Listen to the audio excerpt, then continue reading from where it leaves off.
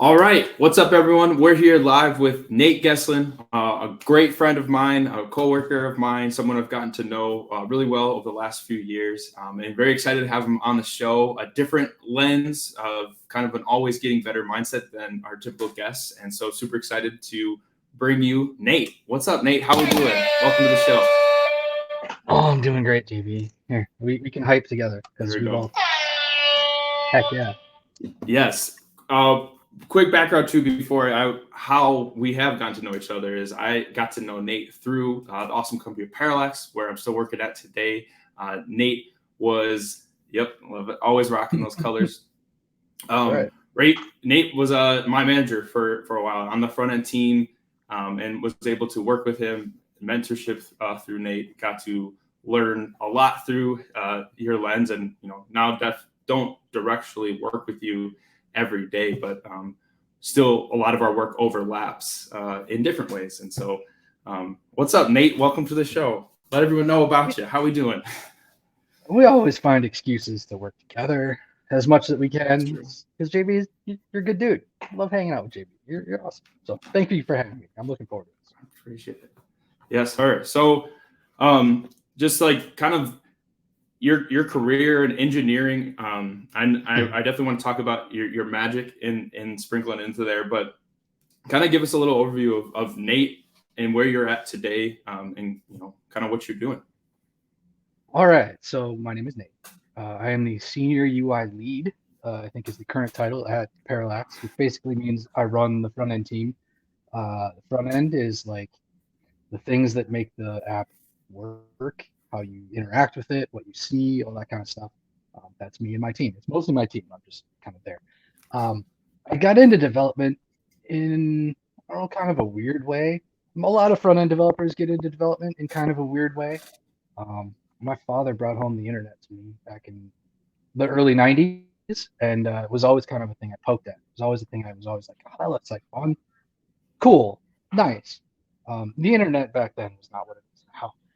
You could actually look at the source code of web pages as you were browsing them, and you could actually see what it is. You could do that now, but it's not the same. It's way harder to read. So anyway, I started that way. I ended up buying a book on HTML. I was trying to find one on hacking. I got one on HTML instead, and I learned HTML like right after that, and just always picked away at it. I didn't start working as an engineer until about 10 years ago. I'm almost 39. But anyway, I worked in manufacturing for about 10 years first because I didn't go to college. I said, screw that. Probably one of the better decisions I made that worked for me. May not work for everybody else. It worked for me. So yeah, I did manufacturing for like 10 years, and that was not fun at all. Most of the people there were not having No. fun. I wasn't having fun. It wasn't good. It was a paycheck, but man, whew. Then one day this opportunity at the Nerdery popped up. Like someone that I was working with had done stuff at the Nerdery and was like, "They're hiring. You should apply." And I had never really thought of it. I was always doing web stuff, but never thought I was good enough to get a job for it. And sure enough, I applied, and I interviewed, and I did the phone interview. I did the code challenge thing, which was like a 40-hour deal. Build this thing, and we'll grade it and all that stuff. And they said I wasn't for them. Like they actually denied me after they reviewed my code. I was like, holy crap. Oh, that was it. That was my opportunity. And I can't take full credit for this, but I told the folks at the Nerdery, I'm like, that's cool. You guys gave me some feedback. I'm going to do that feedback and I'll send it back. They're like, okay, if you do that, we'll definitely take a look at it. So I did it. I listened to all their feedback. I applied all of that feedback to my code. I resubmitted, and then they got me back, and I got hired. And ever Wow. since then, it's been like I have a dream job all of a sudden. People love their jobs. I talk to people every day that are just having the best times of their lives. Like I'll sit in a meeting and we'll be talking to a client, and at the end of the meeting, we'll end up talking about nuclear fission or any. I'm pronouncing that wrong, but you get the idea. Well, it's crazy. It's a totally different way to work, and it's made my life a lot better. Yeah. So I mean, I love that about kind of like if some taking it from like an outside perspective, kind of some rejection right away, and some Mm-hmm. people might have said okay and walked away from that. Do you know is what was going through your mind? Was it strictly like you just wanted to apply this feedback and and I put it in there, or did you think at the back of your head, if I do that, maybe they'll hire me? So I neither of those. I actually thought it was a game. Honestly, I thought that's what they did to everybody. They told them no, because, and I know that to be false now, but I at the time thought, oh, they're just testing me. Like they want to see how into it I actually am, how bad I really want this job. Because I've been working in manufacturing. All the old like the crappy manager tricks were like day-to-day stuff. They'll do those weird things like that just to get more out of you, and I just assumed that was the case. I later on, years later, talked to the guy that did my code review, and I told him that was my theory, and he's like, "No, your first attempt was bad." I'm like, "Oh, okay, cool." But you applied the feedback like no one else had, and that's what got you in. And I'm like, okay, cool. Love that. That's awesome. Okay, so you applied the feedback like no one had before. You get into the nerdery. Take me through some of like your first real life engineering projects or teams you're thrown on. Yeah, what was that like?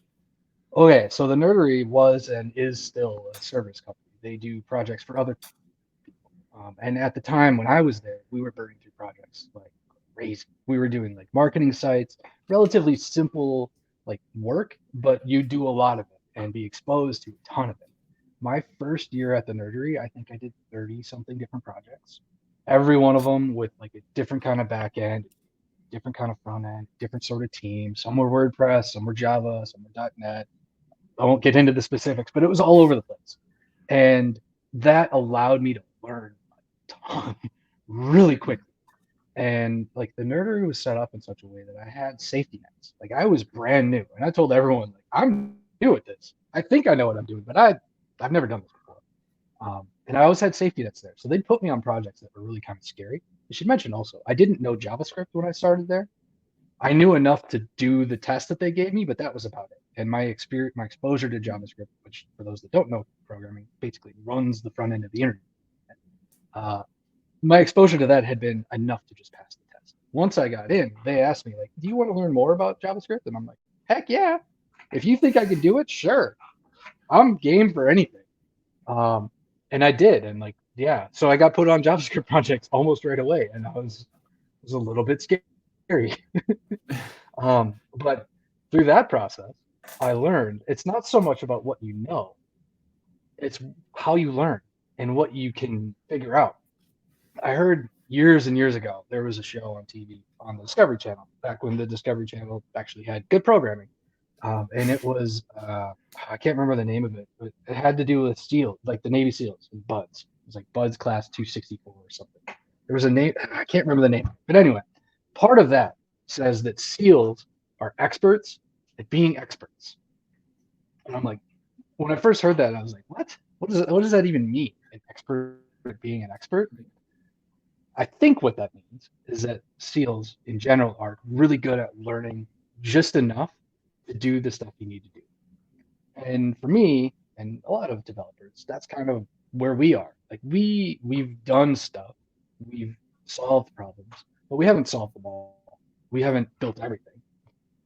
We know where to look for information, and we know how to kind of find those next steps. And now I'm rambling, but it was a lot of fun. No. Through that, I learned that I can do stuff I didn't think I could. And really, it's just getting thrown in there and being like, all right, I got to do it. We got to figure it out. Let's give it a shot. So, I mean, what I'm hearing is like you're always learning mindset and like just kind of like desire to always be learning something new, throwing in on all these new projects, like 30 plus in that first year. Have you always had that your entire life, or is that something that because you were trying something new, you were changing your career, you were kind of putting yourself out there more than you usually had before? It's actually more selfish than that. And it goes back a long way, like from when I was just a tiny little kid. Crap, I love that. I'm gonna jump. Rick, if Rick was here, he would jump in. One of his favorite quotes, and I believe it's gonna be his book title, but it's selfishness turns into selflessness, and like selfishness in the right way is actually one of our greatest powers. So talk to me about why you think you were being selfish. Well, yeah. I totally forgot where that was at, actually. What was the original question? Just about you're always like learning your transition in your career. Like, Always learning. Yes. Yeah. Okay. Why did you feel like you were being selfish in that season of life? Okay. So it goes way back, like I said, and it goes way back to just one question: how'd they do that? How did they do that? That's it. How'd they do that? When I was again young, there was a TV show called How'd They Do That. Um, Now I'm talking the concept. Conveniently, there's a show, and it answered a lot of those questions. How'd they do that? Movie magic was another one. Showed how they did practical effects in movies. That I just ate up. Ever since I was little, I've always been curious about how things work, or now that I'm older, why things work. And it's because of that I find weird that I should mention also, I'm a serial obsessive. I obsess about a lot of stuff all the time, and it's a good kind of obsessed. Like I find a new thing and I want to know everything. And it all kind of they all kind of build on each other. So this question of how they do that to serial obsession kind of means like if I have that question of how they do it, within a month or two, I'm going to learn all the stuff around it and have really good explanations as to why. Magic was the same way. How do they do that? And I was lucky enough to be able to run into a couple people that knew how they did that and knew where I could look for more information, and it just kind of snowballs. So the Um, selfish part is that I just want to know how it works. The part that like how that translates to other things is that now that I'm nearly 40, I have this wide range of information that I wouldn't have otherwise. And it's only because I'm just asking why and then pulling on those threads. I had a mentor that called it weird gaps. You have weird gaps, Nate. And I'm like, what do you mean? He's like, well, you could explain in detail how this one system works. But if I asked you about the theory of why it's built that way, you'd be like, I don't. That's still true. I don't know. I love it. I love it. Okay, so serial obsession. I love that kind. I actually had it written down as something to ask you because you've brought that up to me, and I remember your serial habit tracker. You know that spreadsheet where Mm-hmm. one of the many things that you are always kind of doing of just like logging all of your different things you're trying. When did you start to transition now into like managing people? So you're obsessing over this craft. You're becoming a better and better engineer. Mm-hmm. When into the nerdery did they say, okay, this guy's awesome at learning and growing from an individual contributor standpoint? When did you start to transition that into like growing and developing people? Because I got to say, being someone who you managed, hands down, like one of the best teachers. Like you break things Oh, down very like slowly and in depth and in ways that aren't just straightforward. Like your stories, your analogies, like I don't know, you make learning fun and you always have like a unique perspective on it. So like was that oh. all through trial and error of managing people through nerdery? Have you kind of always had good people teaching skills? Talk to me a little bit about managing people.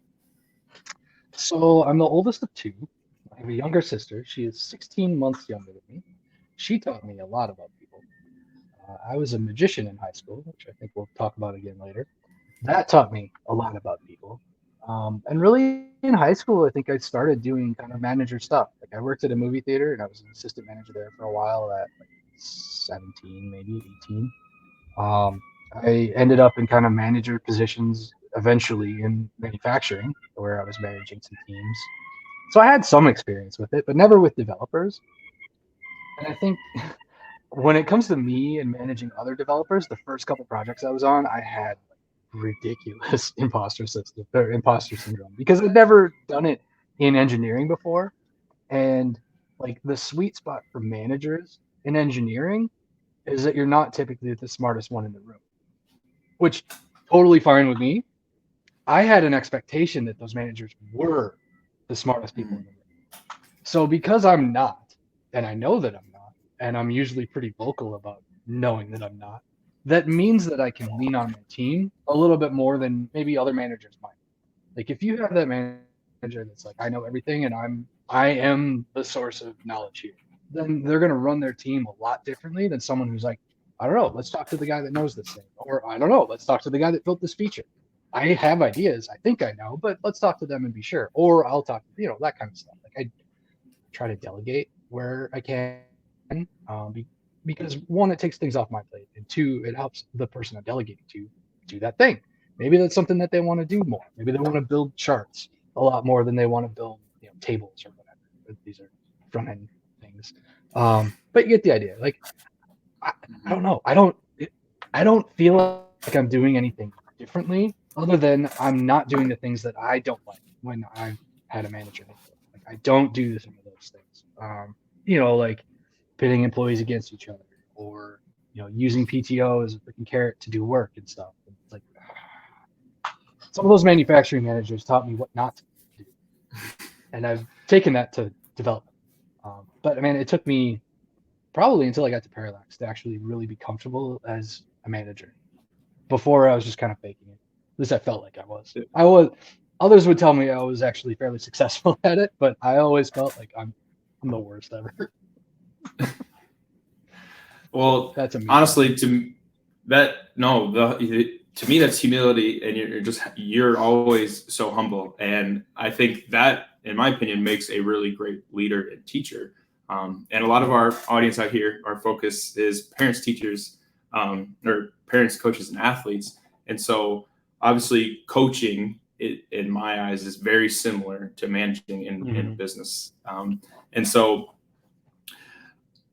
just like leaning onto that and like working with people, what are there like, just like as you're approaching conversations or you're coming into things, are there any things like you take yourself through of like, okay, heading into this conversation, whether it's a difficult conversation or you're like, so-and-so struggling with X, Y, and Z, we need, to hit this deadline.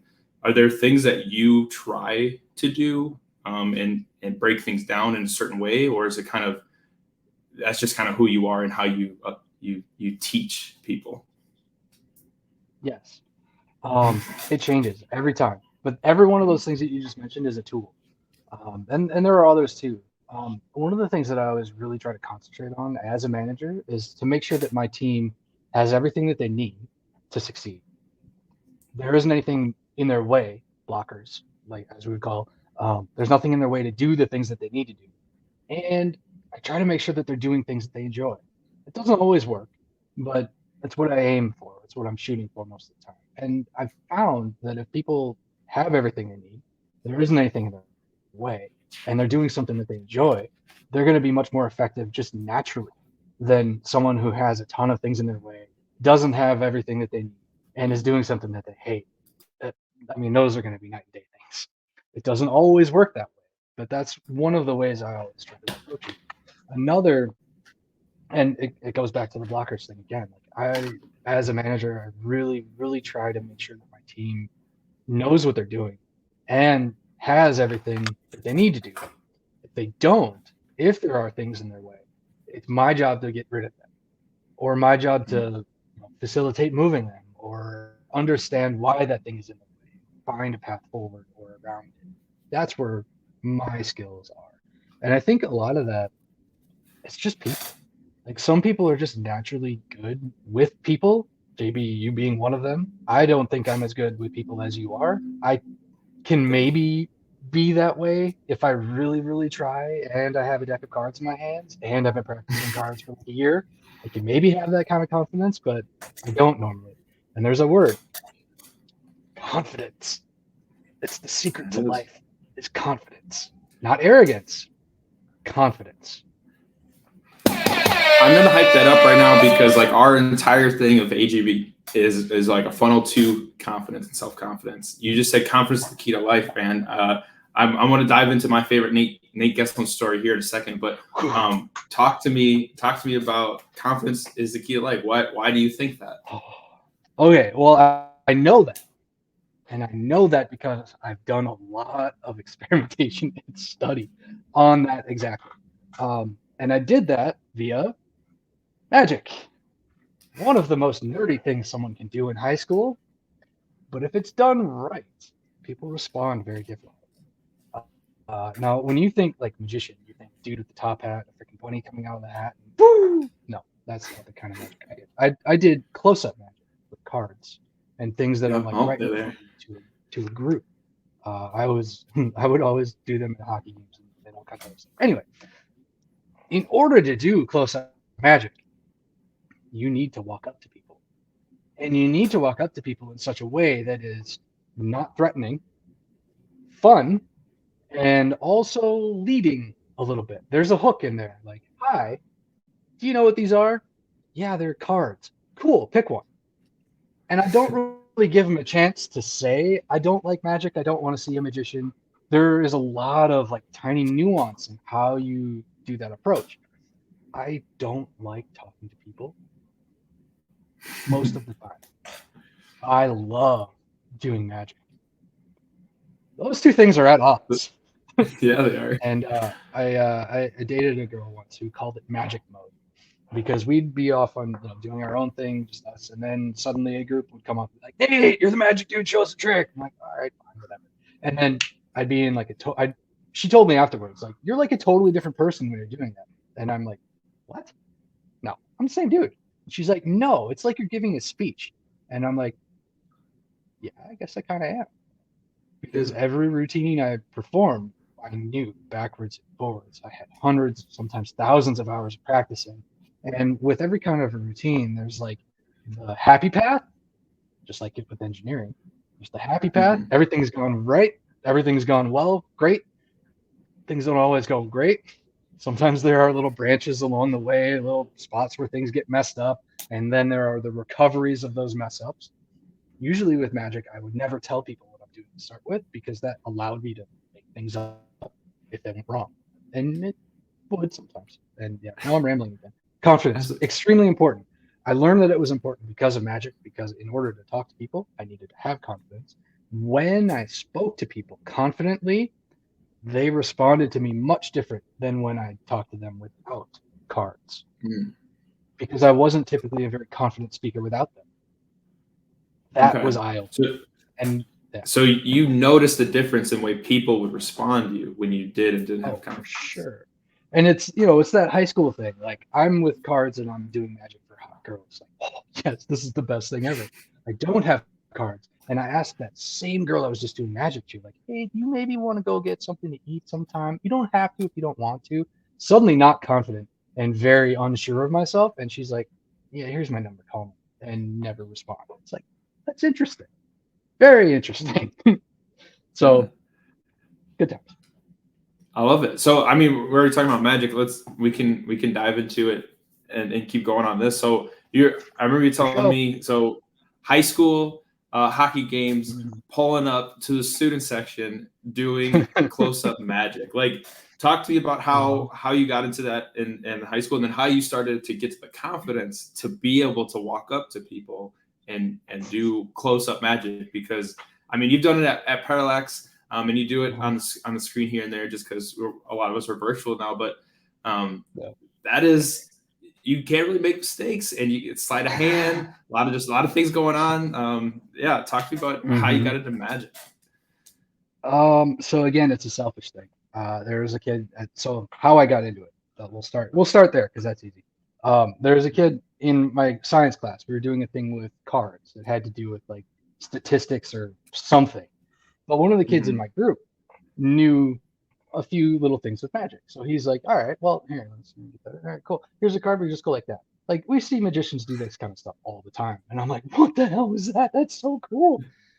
How'd you do that? And then he showed me. And then like, how do I learn more? Because he showed me one other thing after that. And it was a one-handed cut known as, let's hold on. There we go. Okay. Known as a charlier. Not that impressive. I mean, kind of like a one-handed cut. That's cool. Not that impressive. But it started there. And he told me where to go and get some books. And then I did. And then I did. Why is confidence important? Because, again, I'm being selfish. In order for me to practice these tricks, I needed to show them to people. I can only practice so much in a mirror. And I did a lot. You start learning more about those tricks once you start showing them to people. Because they don't always go well. They go wrong sometimes. So how do you recover from that? If you keep doing that over and over and over again, eventually you're going to discover 90% of the performances are going to go one way. The other 10%, you now suddenly have outs. You have experience. It messed it up. Is this your card? No? Whoops.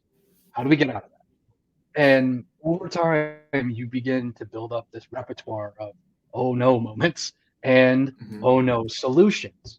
just like in engineering and in all kinds of other stuff. Like if you go into a scenario having a plan and then maybe 2 or 3 other plans, you're going to be way better prepared than if you only have one plan. And again, I'm rambling. Confidence is about being selfish. I need people to show tricks to, so I just walk up to them. I get over that fear quick because I want to show tricks, and yeah. And when it come to like hockey games and stuff, that was less me and more other people. Because see, when something fun and cool is out there, and people enjoy it, they start talking about it, and they want to show other people. So by the time I got to my senior year, so I started doing magic and stuff in my sophomore year. By the time I got to a senior, a lot of people knew who I was.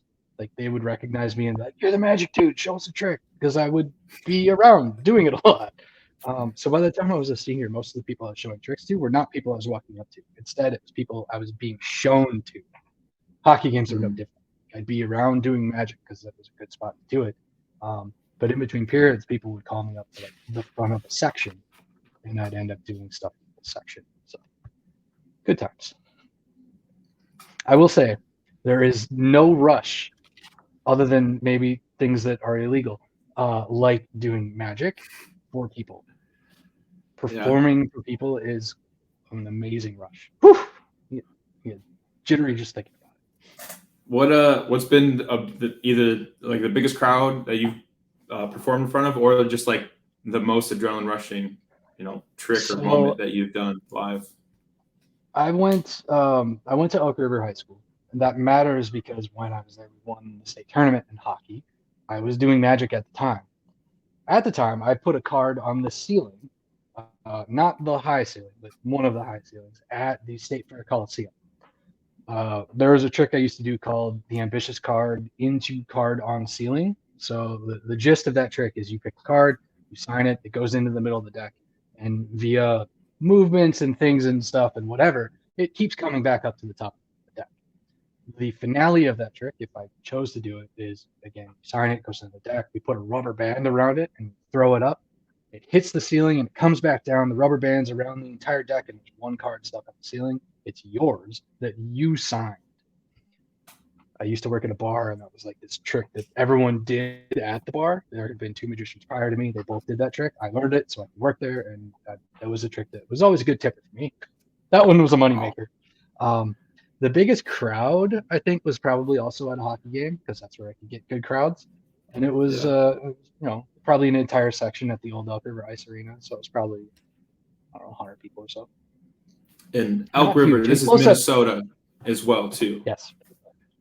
Yep. And close-up magic doesn't lend itself very well to groups. It actually makes it really hard when there's a large group. Because without giving too much away, a lot of magic is controlling attention. Sure, the hands are faster than the eyes sometimes. The hand is faster than the eye if it's concealed by a larger movement. But when you have a ton of people, that's a ton of eyes to control, and it's not easy. Yeah. Love it. All right. I want to share one of my favorite Nate stories and kind of how I first got introduced to you. And I'll tee it up a little bit. It's a little bit of Parallax history, but in 2018, we got our seed round of funding with the promise of, if you can go out and get 4 customers in 12 months, you'll unlock, the second tranche of your money here. And see what you can do. And so we set out November 2018 to do that. And by November 2019, we had our 4 customers. We had a very beta version of what Parallax is today, and got that funding. And so one of the first things that we were trying to do at the beginning of 2020 is, okay, let's grow this team. And you were a part of that first big hiring effort to grow out our product team and our engineering team. And you guys were all seniors, kind of coming from Nerdy. We were talking about them a little bit earlier, and joining a very, very much so a junior development team from like a holistic perspective. We definitely had some seniors on there. shout out Blaine, Justin, Mike leading the charge. But I mean, you Mhm. had Brittany, uh, myself, OGP, like, you guys were definitely coming into a situation where you have customers on a platform.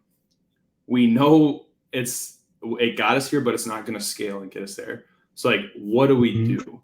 And the theme for that year was basically the Great Migration, V3 migration, and we were basically taking. One of the I mean, there's a lot of analogies for it, but one of them was like taking passengers off of a plane midair and moving them to a new plane mid-flight without them even noticing and disrupting. Mhm. Um, and ultimately, we pulled it off. Mhm. But you came in with these three words that ultimately became like a big theme for that year and still kind of talked about very much. But the three words were confidence, flexibility, and performance. You got Um, them in order too. Yes. and I mean, those three words stick with me, and I bring them out all the time. But like, talk to me about uh, you guys coming into this situation of, okay, we got this product, we know we need to scale and grow. Um, how are we going to deliver all the change we know we need to do, but do it in a way that's not going to disrupt? We're not just we can't just burn everything down and get going. One of like another word too, just like baby steps that you always use. And so like, talk to me about that time you get to Parallax here. What's going through your mind? Okay, so at that time, um, let me back up like 6 months or so. I was working on a project at the Nerdery that I had been on for almost 2.5 years, which was really odd. Like my first year at the Nerdery, I did 30 something projects. The first, I think, 2 years I was there, I think I did something like 60. The next 2 years were on two. One, actually, I think it was the next 3 years. Anyway, with this last project, I was working with Jake. Jake runs the product team at Parallax, and that's how he kind of got my name. The team for the project that we were running, I actually don't know if I can say names, but they're big. You've heard of them. Our team from the Nerdery was something like 30 people, and I directly was managing about 10 of them and running the various teams. We were building, I think, four something products for this customer. It was intense. That contract was coming to an end, and we were going to be on pause. I wasn't going to a new project. I wasn't didn't know where I was going. I might go back to that project. I might not, but they're going to be done. So this came up, and I'm like, oh, this seems like a really cool gig. And they were smart enough to bring us in first before they like actually hired us to meet the team and stuff. And really, that's what sold it for me. Like JB, you were there, and the rest of the people that you mentioned, other than Blaine, like they were all there. And the thing that I left with that really kind of stayed with me was the enthusiasm. Enthusiasm goes so far. Like you don't need to be the best. You don't even need to be good. If you're enthusiastic about learning and you are excited just to be there, like that's huge. By that time at the Nerdery, a lot of, not everyone, but a lot of the people that I had been working with at the Nerdery were starting to get kind of like salty. They were, I mean, they had good reason, fine. Parallax was not that. Everyone was really happy, really excited, and it was a really cool opportunity for me too, because I was going to have a chance to come in and run this team. I was also going to have a chance to come in and refactor a massive project, which sounded like a lot of fun. Make this system that kind of works and really proves this idea and make it work well was something I was really looking forward to. So it was a challenge, and it looked like it was going to be a fun challenge. Those three words specifically, I came in because I was actually really nervous. Um, it was a new thing. This was now my second engineering job. I'd only ever had the nerdery. When it comes to engineering, that's the only thing I ever knew. So it was a bit scary coming into Parallax. And those three words I thought were going to be something that I could come in with like a solid message, a solid direction, and it was easy to remember. And really, like you guys had given us access to the code beforehand. So I think for a week leading up to our first day, I had a chance to be there be in there, to look at it and play with it, and see it, and all this other stuff. And those are the 3 words I came up with: confidence, flexibility, and performance. I want to be confident that the change I'm making isn't breaking something somewhere else. I want this to be flexible enough so that when there's a new requirement, I can extend this to work, or I can extend some other part to fit in and cover that new requirement. And I want it to be somewhat performant. Performance as kind of a goal is extremely nebulous. It's like, I like sports. I want this to be performant. Those are kind of similar things. It could mean a ton of different things. But for now, I just want the team, my people, to be thinking of performance. Is this performing well? Is it not? That's about all I cared about at the moment. And that's just kind of where it started. So once they actually started working, then we started to develop some strategies to refactor larger parts of the app, to kind of solidify some patterns and centralize a few things that need to be centralized, and then we're off and running. It was a lot of fun. It's for those that are listening, like a startup 1 year in that has just built an MVP, deciding to say, you know what, this is cool, but we're going to rebuild this whole. That doesn't happen. It typically can't happen because the investors say no. Yes. In our case, we were really lucky in that we needed to, but also the CEO, Tom O'Neill, and I think probably Dave Annis as well, they were set. We needed to do this, and we're going to do it. And without their enthusiasm on that project, that would have never happened. And we wouldn't be where we are today. At that time, we had 4 customers, and now we have over 100. At that time, we had 4 customers, and the app broke every time we built it. Today, we have over 100. It works fairly well, and we deploy once a week, sometimes more. So it's worked out fairly well. Absolutely. Parallax has been some of the greatest years of my life. I've learned so much, and just being around such like-minded people who are enthused, and like, there's something about creating something new from scratch and like disrupting a market. And like, it's now we're here, we just got our Series B. Like, we can say all these things with little smirks and smiles, but like, we didn't know that back, like, when we were migrating to .NET, we were like, we think this is the right thing to do, but ultimately we had no idea that we were going to be sitting where we're at today. And you kind of talked about this a little bit, but I really think like software development, app building is a great like metaphor for life and just personal development. Of it's never done being improved upon. And like, so talk to me about, for our listeners who don't know, just like some software engineering, some coding, like 101. Talk to me about like GitHub and just like the logic of updating a repository with multiple people, and like how that's kind of parallels to like self-development, and like, I don't know, your flexibility analogies of like, I don't know, to me, I don't think there's a better analogy for self-improvement than software development. So talk to me about like, what do you think about that comparison?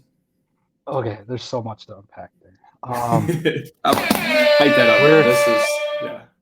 Where do I begin? Okay, so software engineering is hard.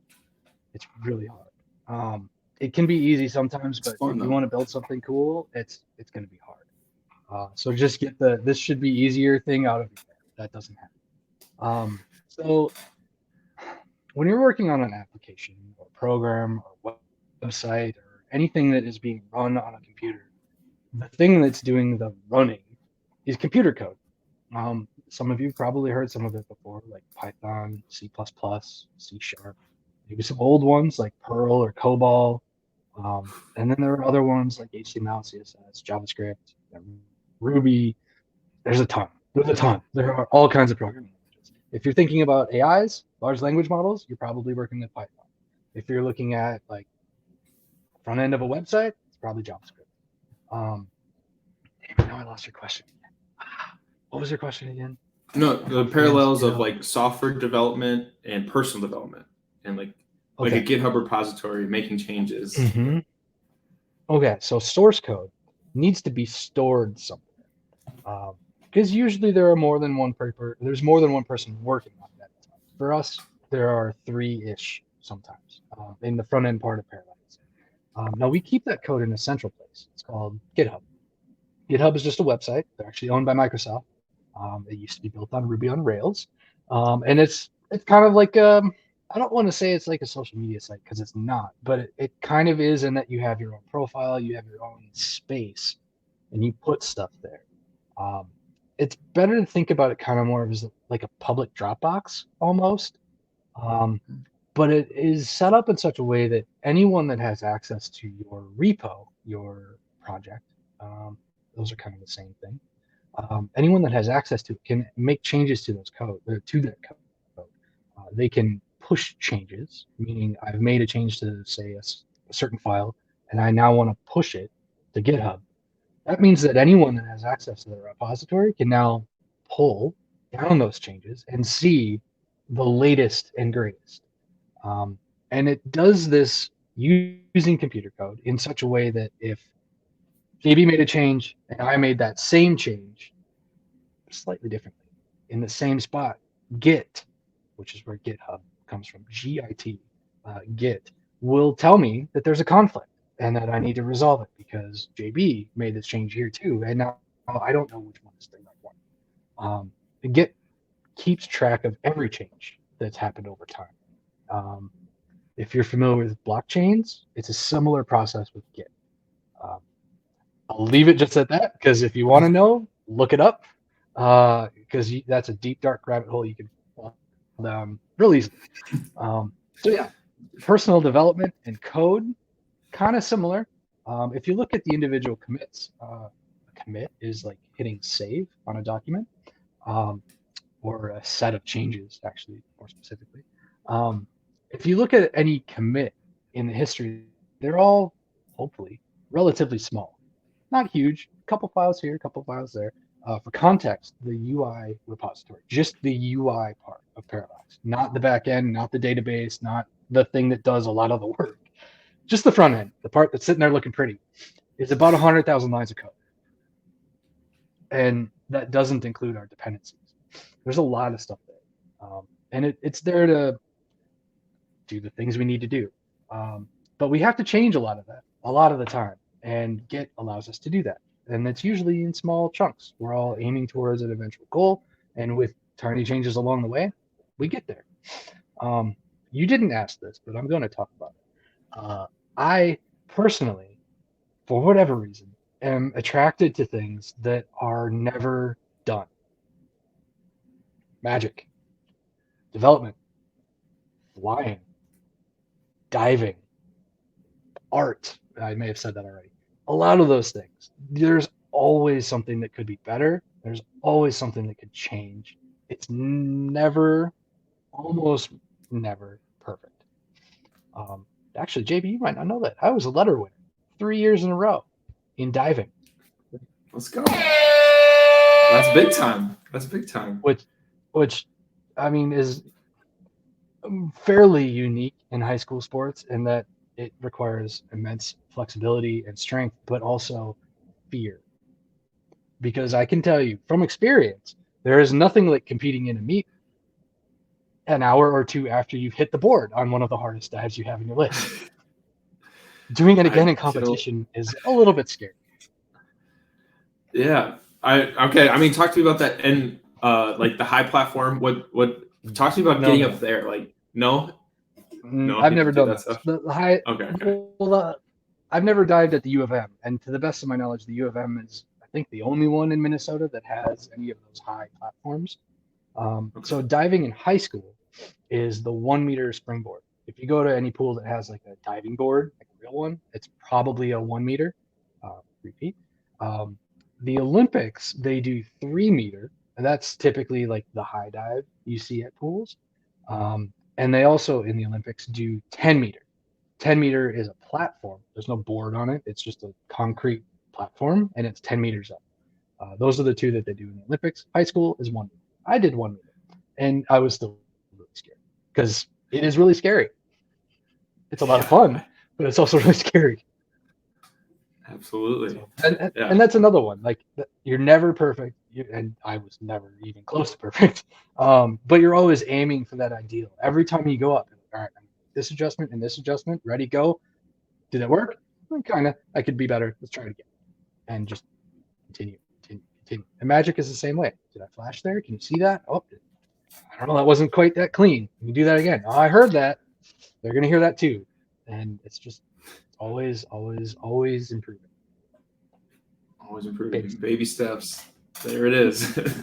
I think I said that for like the first year, or probably more than that. Every time it's like baby steps, just baby steps. As long as we're moving in the right direction, directionally correct, then we're moving. Absolutely. No, that first year, I mean, every time whether reviewing my code or anything like that is what you would drop on me and help me not be so frustrated about like, it's not working. Hey, it's working better than what it just was, or like, especially like being thrown into the triage channel, and you helping me. Like, that was basically like live bug comes in, we intake it, true startup life. We are from my machine, I'm deploying right to prod. Like, that's some wild stuff. But I like being in the fire like that. I learned so much, and like being surrounded in an environment with y'all, like y'all, you gave me that confidence of like, okay, if I take our app or I break something, they got me. Like, the team is here, And so I think that's a big thing too, of just like being around an environment that gives you the confidence to be you and like try things outside your comfort zone and push you to grow. That's really the biggest thing, feeling safe, trying new things. Now, these days with diving, there are a lot of tools that you can use to get better really quickly and with less fear. Because typically the fear isn't, am I going to do this or not? It's, am I going to land flat on my back and hurt a lot? Or am I going to hit the board and hurt a lot? Yeah. It's not usually the dive itself. But these days they have things like bubbles in the pool. So like a really strong bubbler that'll put bubbles a foot or two above the surface of the water, right beneath the board, so that if you do smack, it's not on flat water, it's on bubbles. It's more like hitting a pillow. It still hurts, but it's not like doing a belly flop on a glass calm pool, which you would have if you didn't have bubbles. The other ones that some of the bigger pools like U of M have are harnesses, so you can get it, like gymnasts use these things as too. So you can get in like a 2-axis harness that will flip this way, but also rotate this way. So you can practice like 1.5 where you do a 1.5 flip and a 1.5 twist. Crazy. Well, not 1.5. It'd be a 1.5 double. Anyway, you get the idea. You can try these in a safe space, so it doesn't hurt. And it was very similar for me in development when I started. It's like you were just talking about. Like, I had really good mentors that were around me and seniors that were near me. They may not be on my project, but they were all very clear that I could ask them for help whenever I needed it, and they were always very quick to help when I did need it. Knowing that that's there makes me feel maybe a little bit overconfident sometimes, but usually pretty healthy, because that overconfidence would get me into new scenarios that I now learn, and now I'm adding more of those what ifs to the queue, I suppose. Yeah.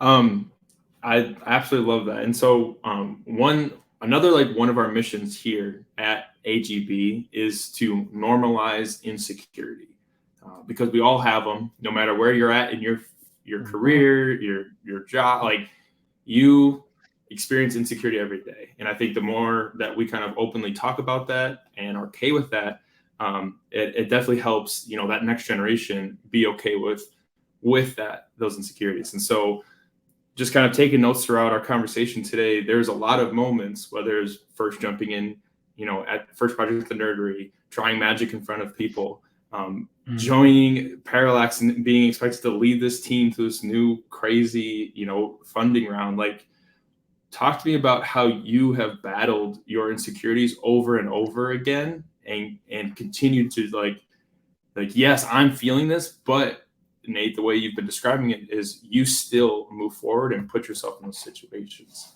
Talk to me about that. Honestly, I think that's it. It's just, I have it, insecurities and like feeling like you don't belong or that you are maybe out of your depth is really debilitating. It can be really debilitating. It can really, like, it can be giving you a bear hug. You're like, no, you can't do this. The secret The trick is to ignore that. Your brain's going to be saying, no, we can't do this. No, man, this is way too hard. What do you can't do that. No. And you got to be like, screw you, dude. We're going to do it anyway. And it's going to hurt and we're going to do it anyway. And it's going to maybe fine. We'll see. But we got to do it. There isn't really a secret, honestly. It's just, you got to do it. Again, it's like diving. That first time you hit on something, or that first time you really biff a dive that you've just been like nailing, it really makes you step back a bit and think about it. Like, was I really doing this well, or was I really just getting lucky? Oh, I don't know. Now I have to do it again. And I've just biffed, like, the whole pool heard me. In fact, the whole pool heard me and clapped, which does happen, by the way. It's really scary to do, but there's no one can do it for you. My coach isn't going to be behind me pushing me off the board. I'm not going to be able to do a reverse 1.5 that way. Like, I got to do it. I got to take those steps forward. I got to do the thing. I've done it 100 times. One time I messed it up. I can do this. You gotta just push through. Things are never easy. Sometimes they are. Sometimes they're really easy. Most of the time they're not. And it's actually, JB, this thing you and I were talking about right before we started is a perfect example. I have this little plugin that I want to build and release to people. I've already built it. I want to release it to people. To release it is a big pain in the butt. Like, there's a bunch of stuff I have to do. And I didn't think that I would need to do it to release it. And I really want to release it, but I really don't want to do that crap. I have to. So I haven't done it yet, but I will. And like, that's the only way forward. I have to do it. And sometimes, like, there was another kid on my team who was not that great. And it wasn't because he wasn't good. Like, he had 0 splash entries. The kid was like 100 pounds soaking wet. It was freaking ridiculous. And he could go into the water without a freaking ripple.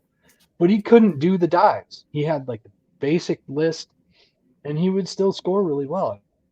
I never really understood why he didn't do more. And it's because he would just get stuck with fear. He'd get on the board about to do a new dive, and he just wouldn't ever take that first step. He'd just be frozen. And I get it, but he was never successful at diving because he never took that first step. I had a tiny amount of success in that I got a few things on my letter jacket, but I took that step. I didn't let it take over my brain, and I just pushed through. That's all I can do. Just push through. Just push through. I love that. I mean, all of our athletes out there, as you're going through, like, the most discomfort we're going to feel in our life is that intersection of knowing and doing. And like, until you bring those two together, you show up, you get on the board, you get laughed at. Like, man, I 100%, Nate. I love that. Like, those first games, back in high school, of like getting out on varsity and, being in front of people, like, that stuff is scary, but it's great practice of putting yourself out there and giving yourself an opportunity to quote unquote fail. But like, and as much as I know, like, there is no true failure unless you stop. That's the only way you're going to actually fail. It is a learning opportunity. It's an opportunity to grow in a different way. And you're highlighting that perfect. I absolutely love that. This is much too broad because it doesn't apply everywhere, but I kind of feel like failure is a choice sometimes, and not because you failed. Like, most of the time, at least for me, I do as much as I can to make sure I don't fail. But sometimes I do. The important thing is to not let that be the end. It's to keep going. I failed once. Cool. What if I try it this other way? Again, like diving or magic. Like, what if I do it this other way? Or, okay, this went wrong. What about this other thing? Maybe I moved 2 degrees to the right. Still work? Cool. Let's just keep trying stuff. You could pull out that old Edison thing. Like, I didn't fail to invent a light bulb 1,000 times or whatever. I just found 1,000 ways it didn't work. Hate that quote, but it's very true. I love that.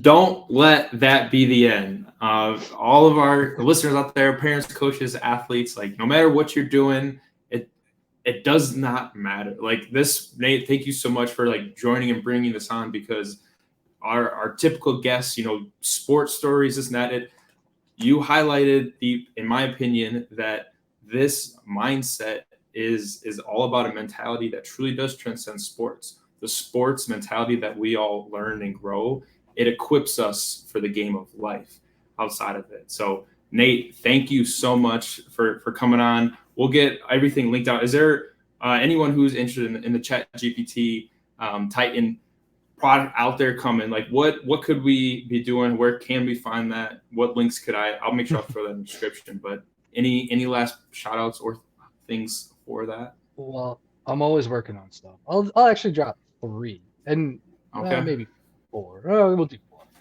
So GP Titan, gptitan.io is a plugin I'm working on for ChatGPT. If you're having ChatGPT output tables, this is a Chrome extension. It'll put a button beneath that table that you can hit send to Google Sheets, and it will create a new sheet in Google, and it puts all the stuff from the table from ChatGPT in a Google Sheet. Pretty handy. Another one I have is a new one, JB, I don't think I've told you about yet. It's called MinnesotaMisery.com. The Wild lost in the playoffs again, and I was really upset about it. So I went and bought 2 domain names, MinnesotaMisery.com and mn-misery.com. And there's nothing there right now other than I actually have it up on my thing. It's just a countdown or a count up right now. It's been 31 years, 8 months, 15 days, 20 hours, 2 minutes, and 23 seconds since Minnesota last won the championship team of the major. There'll be a lot of other stuff that goes on here at some point, but I think that was fun. It's kind of a joke thing. Like, why not? That's fun. Another one I have is awesomeofficechairs.com.